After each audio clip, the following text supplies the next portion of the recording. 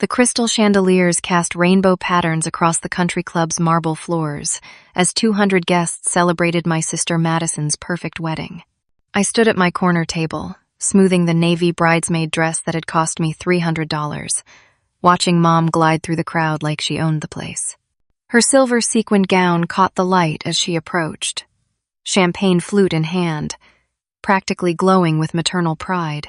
"Taylor, honey, this wedding is absolutely perfect," she gushed, settling into the chair beside me. The flowers, the music, everything Madison dreamed of. "She looks like a princess, doesn't she?" I nodded, forcing a smile. "Beautiful ceremony." Mom took a sip of champagne, her eyes scanning the elaborate reception. "When's your turn, sweetheart?" My world stopped. 6 months of buried pain crashed over me like a tidal wave. The reply escaped before I could stop it. "It already happened 6 months ago. You were invited." Your favorite daughter threw the invitation in the trash. Mom's champagne glass trembled in her hand, nearly slipping to the floor. Her face went completely white. "That's impossible," she whispered, staring at me like I'd lost my mind. "I would never miss your wedding. Never. You're my daughter." "Mom, I got married last March. Small outdoor ceremony at Riverside Gardens, 25 guests. I hand-delivered your invitation 3 months beforehand." Jake appeared beside our table, straightening his black tie. "Everything okay over here?" He extended his hand toward Mom. "Hi, Mrs. Campbell. Jake Morrison, Taylor's husband. We met briefly at the engagement party, but I know tonight's been busy." Mom's mouth fell open. She looked between Jake and me like we were speaking a foreign language. "Husband? Taylor, what is this? Some kind of joke?" "It's not a joke," I said, pulling out my phone. My wedding photos filled the screen. Me in my simple white dress under the garden arbor, Jake slipping the ring on my finger, our small group of friends cheering. March 15th, 3 o'clock ceremony. I sent your invitation in December. Madison materialized beside us, her wedding dress rustling like silk thunder. "What's going on?" People are starting to stare. Her eyes flicked to my phone screen, and something dark passed across her face. "Madison," Mom said, her voice shaking, "did you know Taylor got married?" "Married?" Madison's laugh sounded forced, brittle. "Taylor, this isn't funny. It's my wedding day." "I'm not being funny," I said, standing up. My legs felt unsteady. "Mom, I addressed your invitation personally. I wrote a note inside about how much I wanted you there, how important it was to have your blessing. I drove to the house and put it in the mail slot myself. But I never received anything," Mom insisted. "Taylor, if you got married without telling me, I'm devastated. Why would you exclude your family?" Madison stepped closer, her voice dropping to a theatrical whisper. "Maybe we should discuss this privately? The guests are watching, and this is supposed to be a celebration." Jake moved protectively beside me. "There's nothing private about this. Taylor sent invitations to the entire family. We have receipts from the printer, photos of addressing the envelopes, everything. I was visiting Aunt Patricia for the entire month of December," Mom said, pressing her palm to her forehead. "If you delivered it to the house, I wouldn't have been there." My stomach dropped. I looked at Madison, whose face had gone carefully blank. "You were there, Madison. Your car was in the driveway. I remember because you'd just gotten those new rims for Christmas." "I never saw any invitation," Madison said quickly. "Too quickly. You're making this up." Uncle Richard and Aunt Susan drifted over, followed by cousins Jessica and Brian. The family circle was forming, drawn by the tension like moths to flame. "What's all the commotion?" Uncle Richard asked, his thick mustache twitching with curiosity. "Taylor claims she got married and we weren't invited," Mom explained, her voice breaking. "That's impossible," Aunt Susan said, frowning at me. "Taylor would never do something so hurtful." But I saw the doubt in their eyes, the way they looked at me like I was a stranger. The same way they'd been looking at me for months, I realized. Like I'd done something unforgivable. "Madison," I said, my voice rising despite myself, You had to have seen the envelope. It was cream-colored with gold lettering. I left it right in the mail slot. Madison's new husband, Derek, wrapped his arm around her waist. Maybe you should give your sister some space, Taylor. This is her special day. No, I said, the word coming out harder than I intended. This isn't about her special day. This is about the invitation I know I delivered. Madison's eyes filled with tears, and she pressed her hand to her chest like I'd physically hurt her. I can't believe you're trying to ruin my wedding with these accusations. I would never hide something like that from Mom. But as she spoke, I noticed Connor, Madison's ex-boyfriend who'd remained a family friend, shifting uncomfortably nearby. He opened his mouth like he wanted to say something, then closed it again. Connor, I called out, desperate. You dated Madison through December. You were at the house constantly. Did you ever see a wedding invitation? Connor's face went red. I don't really remember. Connor? Madison's voice carried a warning. There was that fancy envelope, Connor said slowly, avoiding Madison's glare. The one you threw away without opening. You said it was from Taylor about some party you didn't want Mom attending. The wedding reception seemed to freeze around us. Even the band's music felt muted. Madison's face crumpled. Connor, you're confused. That was just junk mail. But you said it was from Taylor, Connor insisted, looking genuinely puzzled. You said something about saving Mom from embarrassment. The silence stretched between us like a chasm. I felt Jake's hand on my back, steady and warm, but everything else felt like it was falling away. Madison, Mom whispered, is this true? Madison looked around at all of us, trapped in the circle of faces, her perfect wedding day dissolving into something ugly and complicated. We should talk about this later, she said finally, but her voice had lost all its authority. I knew then that my suspicions were right. And I knew this was only the beginning. The next morning, I sat in Mom's small apartment, surrounded by the smell of coffee and disappointment. Mom moved around her kitchen like a ghost, still wearing yesterday's smeared makeup, her silver dress replaced by an old terry cloth robe. Show me your calendar, I said, pulling out my phone to cross-reference dates. Mom retrieved her day planner from the kitchen counter, the one she'd used religiously for 20 years. She flipped to December, her finger tracing over the dates. Here, she said, pointing to a 3-week block. December 8th through 29th. Patricia's hip surgery. I stayed in Philadelphia to help with her recovery. My heart sank. The dates matched exactly with when I'd delivered the invitation. But Madison was living at the house, I said, more to myself than to Mom. She's been there since her lease ended in October. She was house-sitting, Mom confirmed, collecting mail, keeping things secure. We drove to my childhood home in silence. The 2-story colonial looked exactly the same as always. White shutters, red door, Mom's roses dormant in their winter beds. Madison's silver sedan sat in the driveway, packed with honeymoon luggage. Madison answered the door in yoga pants and an oversized sweatshirt, her hair pulled back in a messy bun. Without her wedding makeup, she looked younger, more vulnerable. I really don't have time for this, she said, not moving aside to let us in. Derek and I leave for Cabo in 2 hours. This will take 5 minutes, I said, pushing past her into the living room. I just need to understand what happened to my invitation.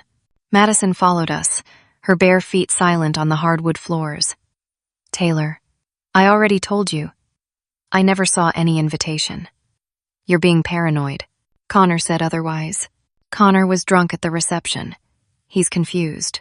I walked to the front door, examining the mail slot. I remember this day perfectly. It was December 15th, a Friday afternoon. I'd taken off work early to deliver invitations personally. Your car was here, and there was music playing upstairs. I don't remember every random Friday from 6 months ago, Madison said. But her voice had an edge to it. It wasn't random. I called you 3 times that week trying to coordinate, but you never called back.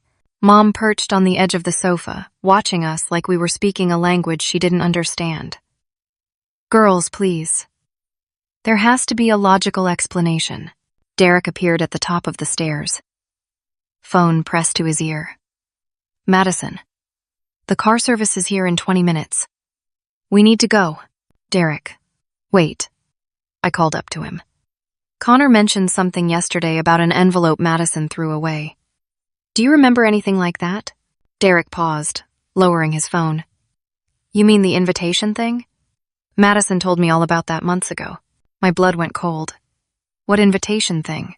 The wedding invitation she threw away, Derek said, walking down the stairs. She said you were rushing into marriage and she was protecting your mom from watching you make a mistake. Madison's face went white. Derek, that's not what I said. You said your sister was eloping because she was ashamed of her small wedding, Derek continued, oblivious to the bomb he'd just dropped. You said you were saving your family from an awkward situation. I never said that, Madison whispered, but we all heard the lie in her voice. Mom stood up slowly, like her bones were made of glass. Madison, did you throw away Taylor's wedding invitation? I was trying to protect you, Madison said, the words tumbling out in a rush. Taylor was making a huge mistake, rushing into marriage with someone you barely knew. I thought if you didn't know about it, you wouldn't get hurt when it inevitably fell apart. The truth hit me like a physical blow. You told the family I eloped. You told them I excluded everyone on purpose. I was protecting them from your poor choices. Those weren't your choices to make, I shouted, all the months of pain and confusion exploding at once. You sabotaged my wedding. You made Mom think I didn't want her there. Mom sank back onto the sofa, her face in her hands. Oh, Taylor. Oh, honey. I've been so angry with you. Madison, I said, my voice shaking. What did you tell everyone? What exactly did you tell them? Madison looked toward Derek, who was staring at her like he'd never seen her before. I told them the truth, that you got married without inviting anyone because you were embarrassed. Embarrassed of what? Of us, Madison said quietly. Of your family. The words hung in the air like poison gas. I realized that for 6 months, my entire extended family had believed I was ashamed of them. That I deliberately excluded them from the most important day of my life because I thought I was too good for them. Madison, Derek said slowly, you told me she eloped to Vegas. I never said Vegas specifically. You showed me photos of a courthouse. Those were just examples of what elopements look like. I stared at my sister, seeing her clearly for the first time in my life.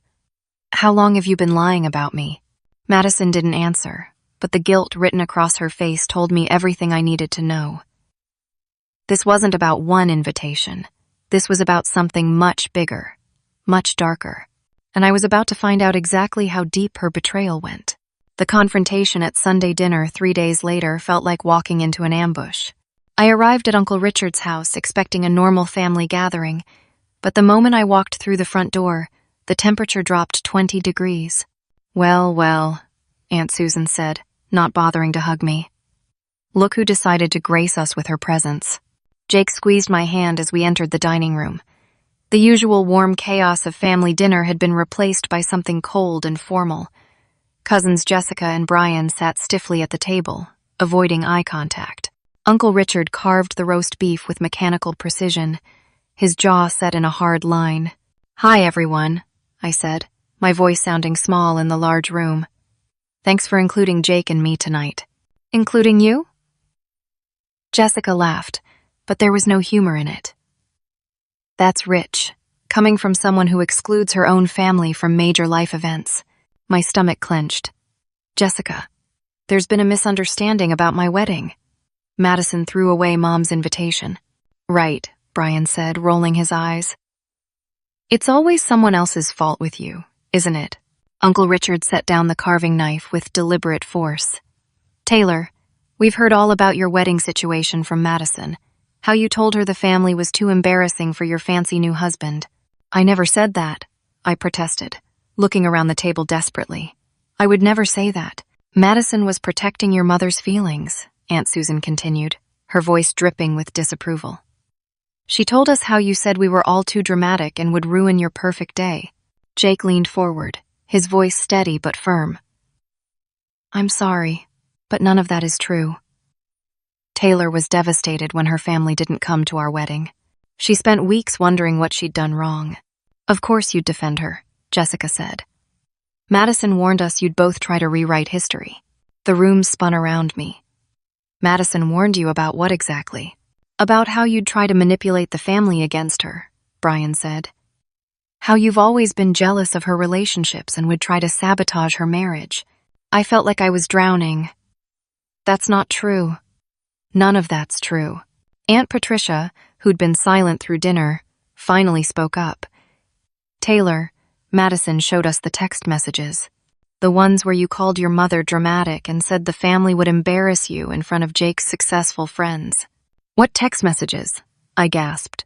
The ones from your old phone, Uncle Richard said. Madison found them when you left your phone at the house during Christmas. She was torn up about whether to tell us. My mind raced. I'd never sent messages like that. I'd never even thought things like that, let alone written them down. Can I see these messages? Jake asked. Jessica pulled out her phone, scrolling through screenshots. Here, look at this one. Mom will definitely cry and make a scene if she comes to the wedding. I can't risk it with Jake's family there. I stared at the screen. The messages looked like they came from my number, written in my texting style, but I had never sent them. And this one, Brian added, showing another screenshot.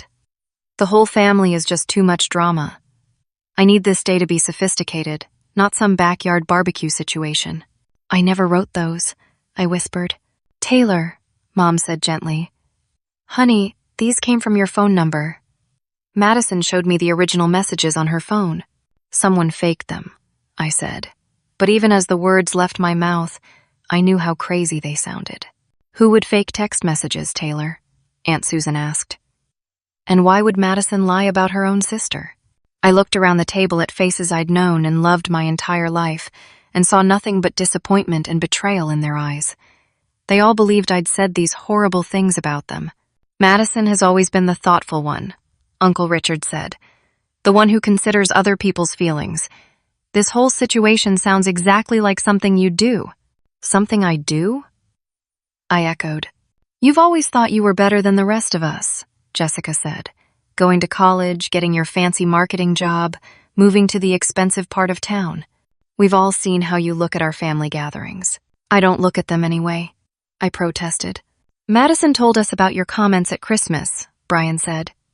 How you said Uncle Richard's stories were boring and Aunt Susan's cooking was too heavy. I felt like the ground was disappearing beneath my feet. I never said those things. I love family gatherings. I look forward to them for weeks.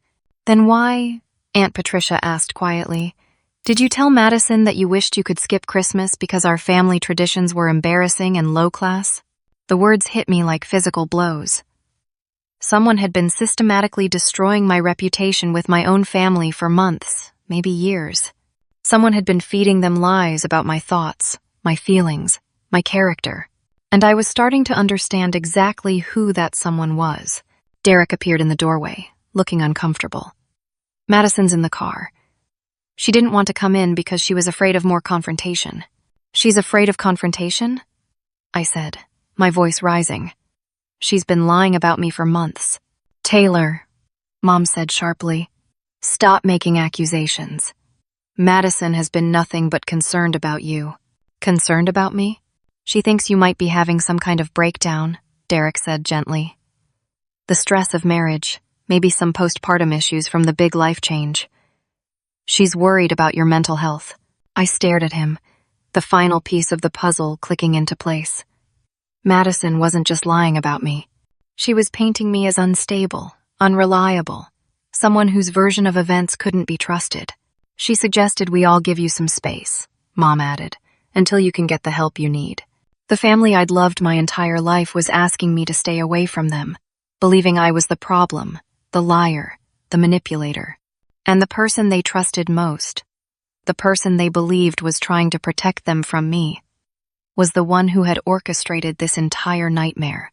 I spent the next week in a fury of investigation, determined to prove my innocence. Jake helped me gather bank records showing the exact date and amount I'd spent on wedding invitations at Elegant Expressions downtown.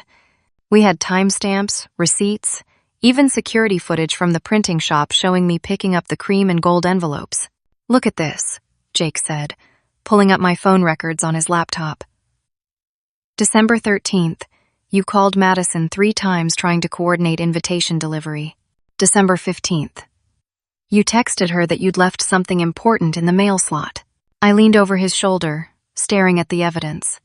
This proves I tried to tell her about the invitation. We drove back to my childhood neighborhood, canvassing the houses on either side of Mom's property. Mrs. Henderson, who'd lived next door for 15 years, remembered my visit clearly. "Oh, yes, dear," she said, adjusting her reading glasses. "You came by on that Friday afternoon in December. I was watering my plants in the front window and saw you at your mother's mailbox. You seemed excited about something, kept looking at the envelope before you put it through the slot." My heart soared. Finally, an independent witness. "Would you be willing to tell my family what you saw?" I asked. "Of course, honey. Your mother's such a sweet woman. I'd hate for there to be family trouble over a misunderstanding." Armed with evidence and a witness, I arranged another family meeting at Mom's apartment. This time, I was ready. "I have proof," I announced, spreading the documents across Mom's coffee table. Bank records, phone logs, witness testimony. I can prove I delivered that invitation. Madison arrived 20 minutes late, Derek beside her, both looking like they'd rather be anywhere else. "Taylor," Madison said with exaggerated patience, "we've been over this. You need to let it go and focus on getting better." "Getting better?" I snapped. "There's nothing wrong with me. You threw away my invitation and then lied about it." "I never threw away any invitation," Madison insisted. I pulled out my phone, showing the family the security footage from the print shop. "Here's me ordering cream and gold invitations on November 28th. Here's me picking them up on December 10th. Mom studied the footage carefully. "That certainly looks like our family invitations. Now look at this," Jake said, pulling up Mrs. Henderson's phone number. "Your neighbor saw Taylor deliver the invitation. She's willing to confirm it." Madison's face went pale, but she recovered quickly. "Mrs. Henderson is 80 years old and her eyesight is terrible. She probably saw Taylor delivering a pizza menu." "Mrs. Henderson knows the difference between an envelope and a pizza menu," I said. "Actually," Madison said, reaching into her purse, "I'm glad you brought up evidence, because I have some too." My stomach dropped as Madison pulled out her phone, scrolling to what looked like a text conversation. "These are the messages Taylor sent me about the wedding," Madison said, her voice trembling with manufactured hurt. "The ones where she explains why she doesn't want the family there." She held up her phone, showing a conversation that looked exactly like my texting style. "Madison, I've decided to keep the wedding small. Jake's family is very upscale, and I'm worried our family might not fit in. Can you make sure Mom doesn't find out? I don't want to hurt her feelings, but I can't risk any drama. I know this sounds terrible, but I'm trying to move into a different social circle now. I hope you understand." I stared at the screen, my mouth hanging open. "I never sent those messages." "Taylor," Mom said softly, "this is your number. This is your way of writing." "Look at the timestamps," Jake said, grabbing Madison's phone. "These are from December 14th, the day before Taylor delivered the invitation. Why would she send these and then deliver an invitation the next day?" "Because she changed her mind," Derek said. "She felt guilty and decided to invite everyone at the last minute." "But then why didn't she tell us about the change of heart?" Madison asked, tears starting to form in her eyes. "Why deliver the invitation secretly?"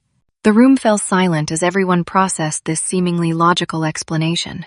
"I never sent those texts," I said, but my voice sounded weak even to my own ears. "Taylor," Madison said gently, "I think you might be blocking out memories of saying hurtful things. It happens when people are stressed. Maybe you convinced yourself you never sent them because you feel guilty about the way you really feel about us." "That's not what's happening," I insisted, but I could see doubt creeping into everyone's faces again. "Honey," Mom said, "these messages do sound like things you might think, even if you'd never say them out loud. We all know you felt different from the family since you went to college." "I've never felt different from the family," I protested. "Really?" Jessica asked. "You don't think you're more sophisticated than us? More successful? More worldly?" I opened my mouth to deny it, then stopped. Because the truth was, I had sometimes felt like I lived in a different world than my family. My college education, my marketing career, my urban apartment, and they were different from the lives my cousins had chosen. That doesn't mean I'm ashamed of you, I said quietly. Doesn't it? Madison asked. Taylor, these messages came from your phone. Mrs. Henderson saw you at the house. The invitation was never delivered to Mom because you changed your mind about wanting us there. The evidence all points to the same conclusion. I looked around the room, seeing my family's faces shifting from doubt back to disappointment. I think, Madison continued, you're creating this whole conspiracy theory because you feel guilty about excluding us. It's easier to blame me than to admit you made a hurtful choice. That's not what happened, I whispered, but even I was starting to doubt myself. Because the evidence did seem to point toward Madison's version of events. The fake text messages looked absolutely real, written in my exact style with perfect accuracy. How could Madison have fabricated something so convincing? Taylor, Derek said gently, Madison showed me these messages months ago. She's been worried about you this whole time, trying to protect the family from getting hurt by your rejection. I felt the room spinning around me as I realized the impossible situation Madison had created. She'd built a perfect lie, supported by fake evidence that looked completely real, and she'd positioned herself as the caring sister, protecting the family from my cruelty. I think, Mom said carefully, you should consider talking to someone professional about this, honey. These memory issues, this paranoia about Madison, it's not healthy. As my family suggested therapy for my delusional behavior, I realized I was completely trapped. Madison had won. 2 weeks later, my life was falling apart. Jake came home from work to find me still in my pajamas, surrounded by printed emails and phone records, obsessively trying to find some proof that would convince my family I wasn't losing my mind. Taylor, he said gently, sitting beside me on the sofa, maybe it's time to consider that your family isn't ready to hear the truth. Maybe we need to just focus on us. They think I'm crazy, I whispered. They think I'm making everything up. I know you're not crazy. I know you didn't send those messages to Madison. But what if I did? I looked at him with desperate eyes. What if I'm blocking out memories? What if I really did feel ashamed of my family and I just can't admit it to myself? Taylor, stop. I know who you are. You talk about family dinners for weeks beforehand. You light up when your cousins call. You're not ashamed of your family, but the doubt had taken root. At work, I found myself staring at my computer screen, unable to concentrate. My supervisor, Linda, called me into her office on Thursday afternoon. Taylor, your performance has been inconsistent lately. Is everything okay at home? Just some family drama, I said, trying to sound normal. Is there anything the company can do to help?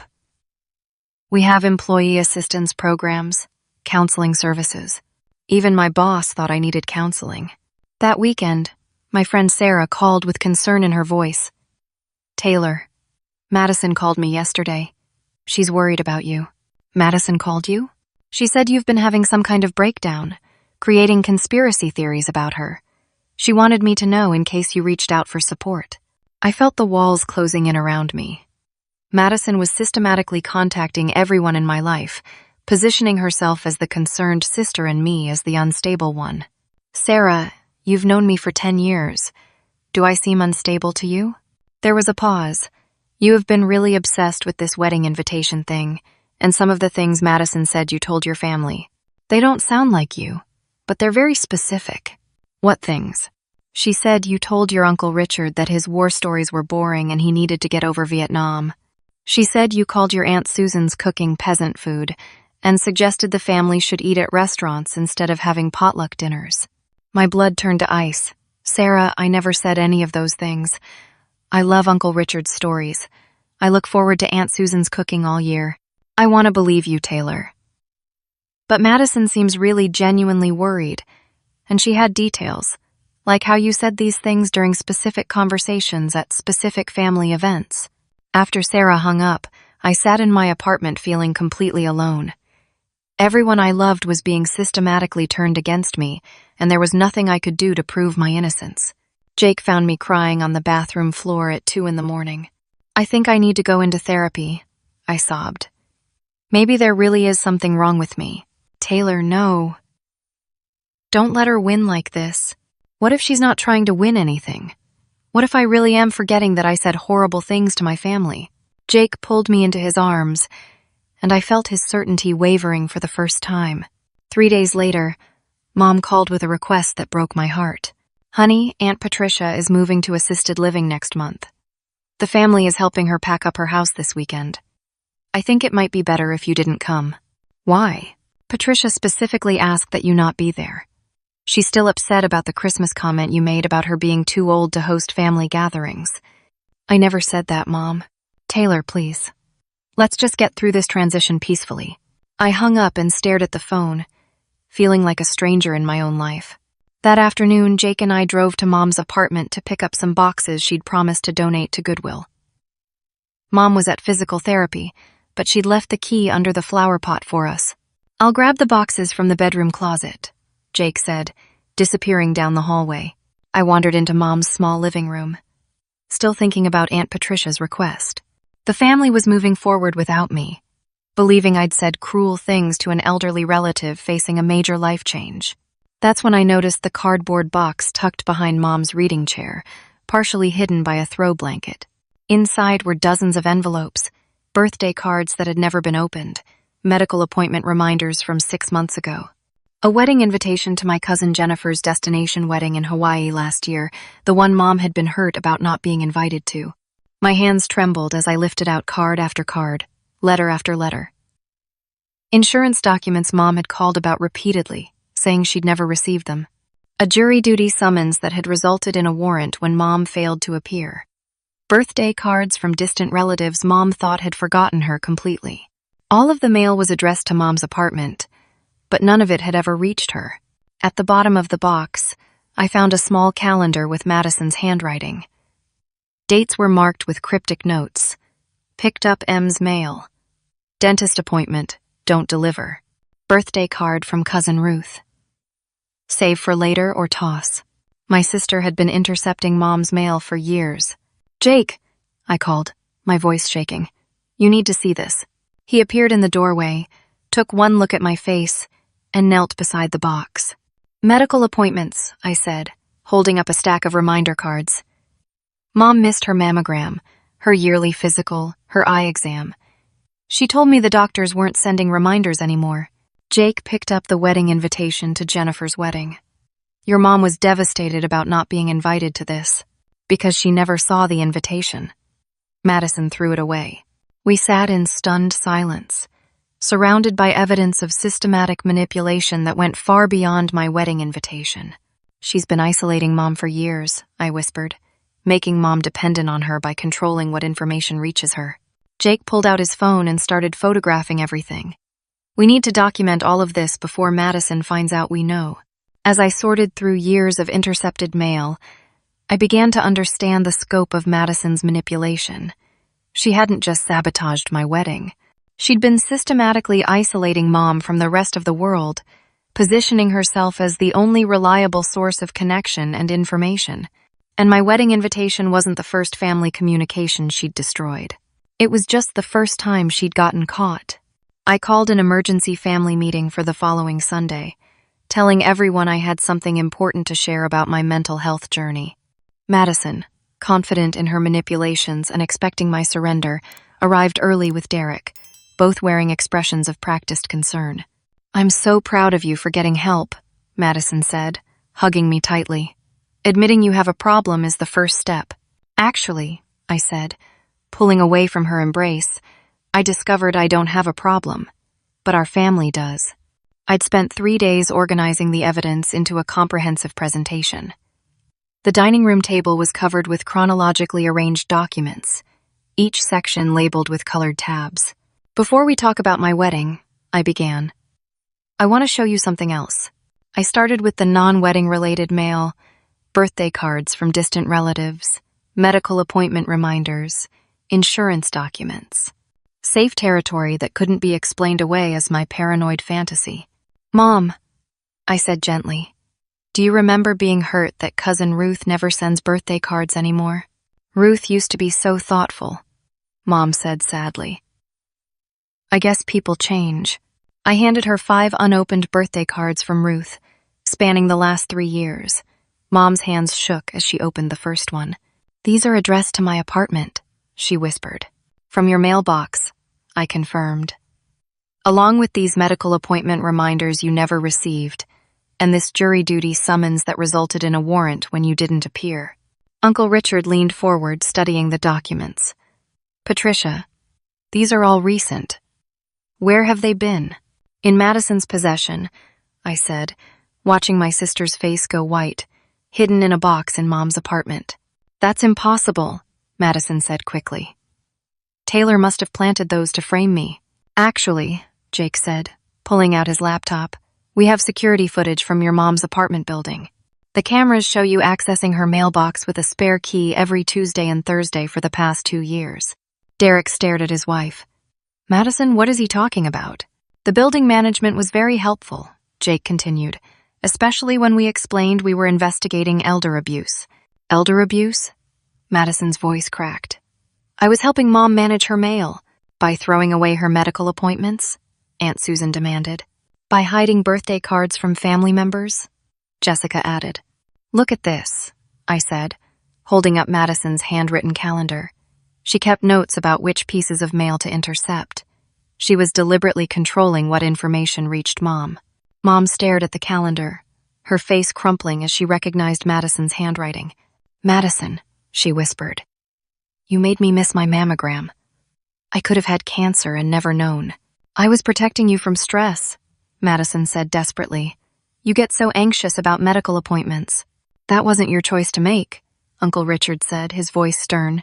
Derek grabbed Madison's calendar, studying the entries. "Madison, some of these notes go back 3 years. You've been doing this since we started dating. Now," I continued, "let's talk about the fake text messages." Jake pulled up the forensic analysis he'd commissioned from a cybersecurity firm. "These messages were created using a text spoofing app," Jake explained. "The metadata shows they were generated on December 20th, 5 days after Taylor's invitation delivery, but backdated to look like they were sent earlier." "That's impossible," Madison protested. "I showed you the original messages on my phone. Text spoofing apps can insert fake conversations directly into your message history," Jake said, making them appear completely authentic. Brian studied the forensic report. "So these messages claiming Taylor was ashamed of us, they're completely fake?" "Completely," I confirmed. Madison's face was red with panic and rage. "Taylor is manipulating all of you. She's hiring fake experts and planting evidence to make me look bad." "Why would I do that?" I asked calmly. "Because you've always been jealous of me." Madison exploded, her careful composure finally cracking. "You've always been Mom's perfect daughter. The smart one, the successful one, the one with the perfect marriage.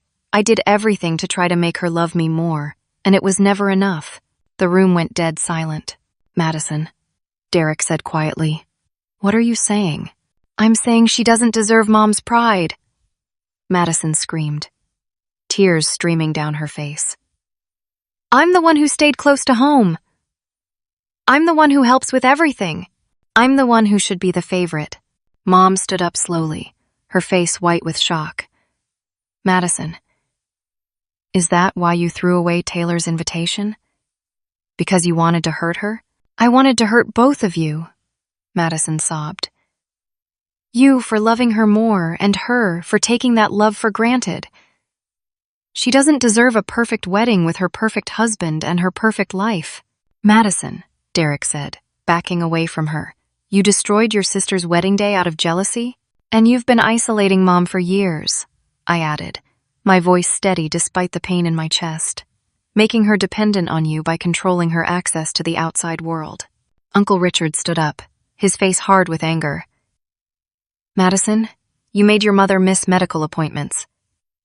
You could have seriously endangered her health." "I was trying to be important to someone," Madison wailed. "Taylor has everything. Career, husband, perfect life. All I had was being Mom's helpful daughter, and even that wasn't enough." Derek stared at his wife like he'd never seen her before. "You've been lying to me for our entire relationship. About Taylor. About your family. About who you are as a person. Derek, please. I can explain. You made me believe your sister was a terrible person, Derek said, his voice filled with disgust. You manipulated me into thinking she was unstable and cruel. What else have you lied about? As Madison's world collapsed around her, the rest of the family sat in stunned silence, processing the magnitude of her deception. Madison, Mom said, her voice breaking, I love both of you equally. I always have. No, you don't, Madison whispered. You light up when Taylor calls. You brag about her job, her marriage, her accomplishments. You introduce me as my other daughter, and her as my daughter, the marketing executive. The pain in Madison's voice was real, and for a moment, I felt a flicker of sympathy for the insecurity that had driven her to such extreme actions. But then I remembered the months of family rejection I'd endured, the way she'd systematically destroyed my relationships with people I loved, and the sympathy faded. Madison, I said quietly, if you felt overlooked, you should have talked to us. You didn't have the right to sabotage my life. Madison looked around the room at the faces of her family members, disappointed, angry, betrayed. Her perfect wedding day seemed like a lifetime ago. Derek, she whispered, please don't leave me. I can change. Derek was already putting on his jacket. Madison, I can't trust anything you've ever told me. I need time to figure out what's real and what's manipulation. As Derek walked out, followed by various family members who couldn't bear to look at Madison anymore, I felt no satisfaction in her downfall, just relief that the truth was finally out. 6 months after that devastating family meeting, I stood in Mom's garden watching her arrange white roses for my second wedding ceremony, the one my family deserved to attend. Are you sure about the outdoor setup? Mom asked, adjusting the arch I'd decorated with fairy lights. We could still move everything inside if it rains. It's perfect, I said, taking her hand. This is exactly what I wanted the first time. Jake appeared beside us, straightening his navy tie, the same one he'd worn to our original ceremony. The guests are starting to arrive. Your Aunt Patricia is insisting she doesn't need help with her walker, but Uncle Richard is hovering anyway. I laughed, the sound feeling natural and unforced for the first time in months.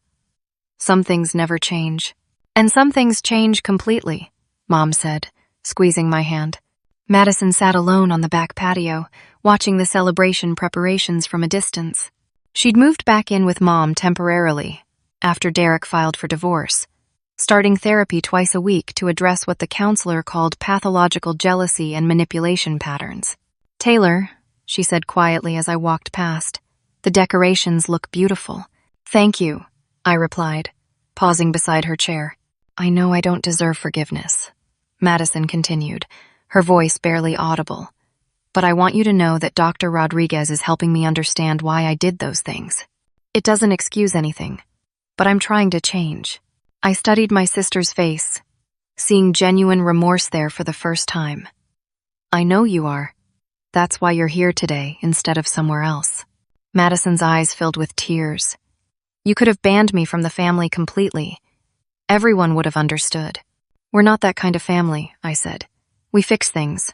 We don't throw people away. The ceremony was everything my original wedding should have been.